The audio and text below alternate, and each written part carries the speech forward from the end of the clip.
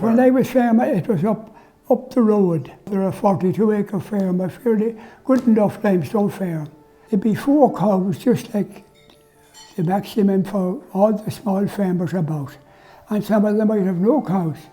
But it meant that there was milk for the house and surplus then went to the creamery.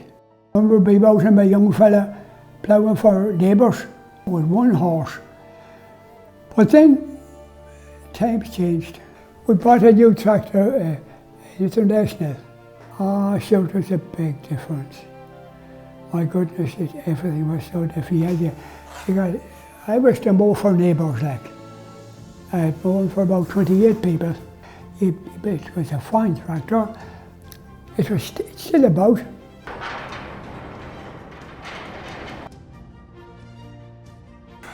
The transition, it's not a day that you take over. You start farming as a young fella and you kind of tag along the whole way up and maybe go away for a while as well, as most young fellas want.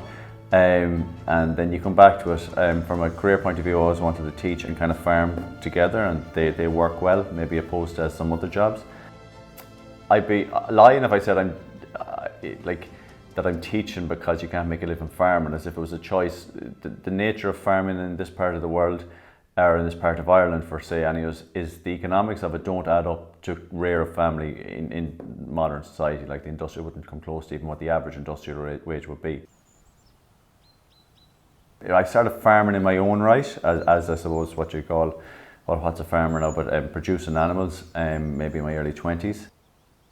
So farming wise, what I had at the time, I would have had approximately 30 hectares, close to 50 sheep, meat producing sheep, and I would have had maybe 5 cows producing a suckler calf every year, which would have still been very extensive for the amount of land I had.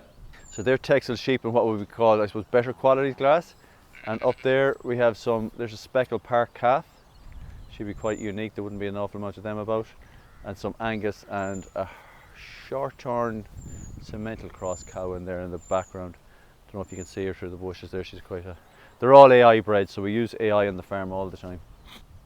So here's a bit of the breeding. So there's 2 types of rams there. The first guy there is called a Blue Leicester. He actually is a bit like your Holstein bull. He's bred for milk, okay? And also for good tight wool and a big long body. So he's crossed with what's called a Hornty O. They survive kind of pretty, I won't say any conditions, but pretty rough conditions. Yeah. And their offspring, the female version, is called a mule lamb, top class. That then would be more for the maternal side of things. So you're trying to produce a good quality mother. And then that guy over there, the 2 lads over there, one's a Suffolk, the other fellow lying down is a Texel. They're big, strong, strong lads. They're built for meat, There will be some very high nature value grassland, and it's probably what will be seen as some poor quality grasslands. And then we also have shares on a commonage, which is some of our land abuts as well. So these are just sweets to get these ladies to come down, and there we get into a picture for you.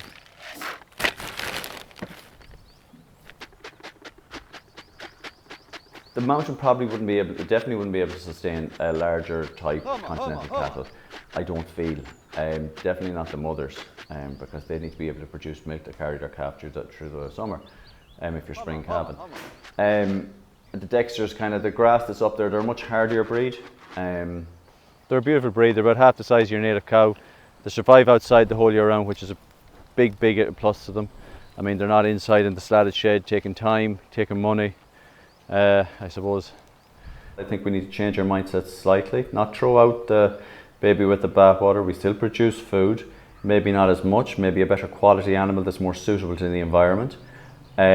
We also need to be aware that we're providing ecosystem services, So like water quality, the way I manage my land, if I'm managing it wrong, what's wrong, the spraying, we're very close to water courses, spreading slurry up to water courses, trying to maximise grass production at the loss of the environment, that's going into waterways and that's going into water systems, and you have a huge issue with that, Carbon sequestration is another one, and how you can grow your grass. You're not ploughing the land. You're basically, you make sure not to eat it too bare, and things like that. You like feeding them. They love to see you coming, though.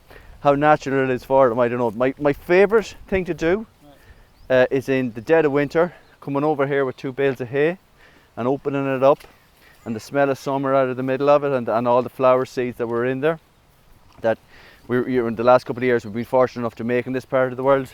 You wouldn't always be able to make hay, but opening it up and giving it to the cattle, I mean, they just love it and they appreciate it, and you know they appreciate it, and it's outside it. Yeah, that if I had to be, what's the word? If there was a moment that you'd pick in the farming year that you really like doing, that would be one, yeah. And sometimes you don't have to think with your head the whole time. You don't have to be linear thinking. If you feel something in your heart, you know, sometimes that's a lot closer to what it's about. I know people will be like, Jesus, look at the buck talking about his heart, huh? What's he on now? But think about how you want your kids to live, you know, and you'd like them to feel a way with their heart, you know. We converted to organic this year for the simple reason the only major input we had prior to conversion was our fertiliser bill. Honestly, this part of the world, there's not an awful amount of reseeding done. Now, we did reseed the meadow ground 7 years ago, so it was a mixture of perennial ryegrass and clover, following the usual way of doing it. We put on 3 tonnes to the acre of fertiliser, and it got slurry. We made sure our P's and K's and right, and they still are, and they'd be topped up with slurry every year, and they would have got a fertiliser. But since that, you know, since we've gone organic, the drop in the amount of herbage we make is very less. The management is better, so we take the sheep off it earlier, 1st of April, as opposed to maybe the middle of April. That's where we had the meeting the other night, so there was about 40 people standing here, but you can kind of see there's a whole different, like one of the Chagas guys stood in one spot and he picked 10 different plants. There's loads of seeds in every field. You just have to encourage them to grow under the right conditions. I don't think, there is reason, and I understand where multi-species swards come into it, and accessing nutrients at different levels, and the nitrogen fixation of your chicken or your legumes and all the rest. But that's an input that you have to put in on the farm, that you have to require an output from. We're very extensive in this part of the world, so I'm not trying to milk 100 cows. I'll feed me 30 sheep, I mean, whatever, about 10 cows now and everything else, you know, without having to put in that. All your weeds aren't weeds are just indicators of the soil quality in that particular point and the land management. And if you manage it a certain way, you know, they'll cut out. You see all them trees? Like, I don't know, put a figure on how much carbon they're sequestering, right? But imagine I took them out of it. That's how much carbon is lost. It's, you know, it's only minor, but all of these things add up, do you know? And it's not that you're looking to get paid for it, but just, you know in your gut if you're doing it right or doing it wrong, you know? We can't, you know, this extractive nature that we had just taken from the planet all the time, this is ours, we want more, you know, empty pot will eventually run dry, right? So it's about putting it back into the land, into the soil predominantly in regenerative agriculture, but into the land and into communities, into people. Like, I just think biodiversity means from bacteria and fungi in your soil, by not using certain, you know, or overusing chemicals and fertilizers. I mean, there's a whole new science coming out of soil biology. Oh yes, missus, huh? You like that, don't you? The Leitrim Farmers Group, to me, it goes back to learning from each other. I would have been very involved in the knowledge transfer groups that were involved in Chagas and trying to think of ways that you can better your own income and your own farm from other guys and see what they're doing. I see it as a vessel going forward to both increase economic well-being of farming in Leitrim through whatever steps we're going to take, whether it be biodiverse or water quality or whatever actions we're going to take. But more importantly, to create a sense of identity that other people can get involved in, that the youth can get involved in, that there can be more of a female input to it, and that, you know, you can leave something after you that's maybe a bit, there's a structure on.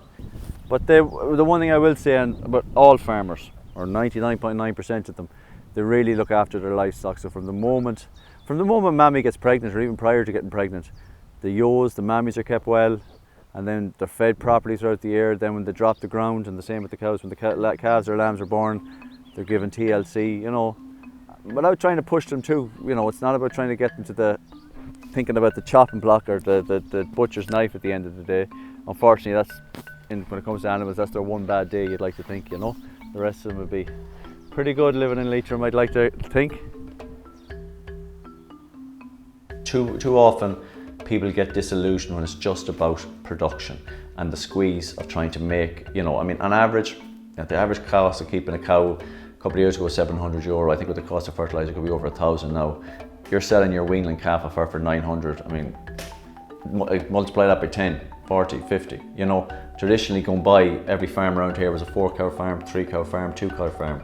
I mean, if we're trying to keep 50 cows on a similar thing, something, you know, it's pushing the case. And that's why farmers get disillusioned. So how we talk about farming is so important. How we define farming is so important. And I'd be very hopeful for the future. But it's like, if we're all in an armada together, right, and that's the destination where we want to get to, well then let's, you know, some bucks aren't heading off, just plowing, you know, destroying the place either. You're just content when you're farming.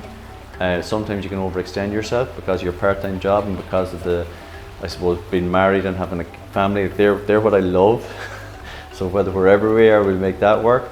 But being fortunate enough to be married, to be farming in North Leitrim, I do love it. Yeah, absolutely. I feel very, very fortunate.